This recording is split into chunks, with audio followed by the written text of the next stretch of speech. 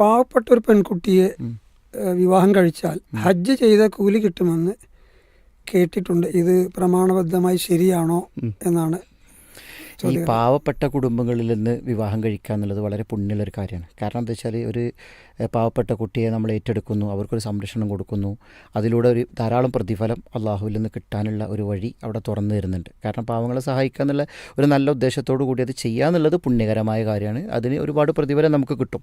എന്നാൽ അതിന് പിന്നെ ഒരു പാവപ്പെട്ട പെൺകുട്ടിയെ വിവാഹം കഴിക്കുന്നതോടുകൂടി ഒരു ഹജ്ജ് ചെയ്ത പ്രതിഫലം കിട്ടും എന്ന് പറയുന്നതിന് പ്രാമാണികമായി തെളിവുകളൊന്നും സ്ഥിരപ്പെട്ടു വന്നിട്ടില്ല. പറയണമെങ്കിൽ അതിന് പ്രമാണങ്ങൾ അതൊരു പുണ്യമുള്ള കാര്യമാണ് നമുക്ക് പറയാം. കാരണം പാവങ്ങളെ സഹായിക്കുകയാണ്, അവരെ ഹെൽപ്പ് ചെയ്യാണ്. പക്ഷേ അതിന് ദീനിൽ അങ്ങനെ ചെയ്താൽ ഇന്ന കാര്യം ചെയ്താൽ ഇന്ന പ്രതിഫലം കിട്ടും എന്ന് നമുക്ക് പറയണമെങ്കിൽ, ഒരു കാര്യത്തെ തഈൻ ചെയ്തുകൊണ്ട് പറയണമെങ്കിൽ അതിന് ദലീൽ വേണം, തെളിവ് വേണം, പ്രമാണങ്ങളിൽ തെളിവ് വേണം.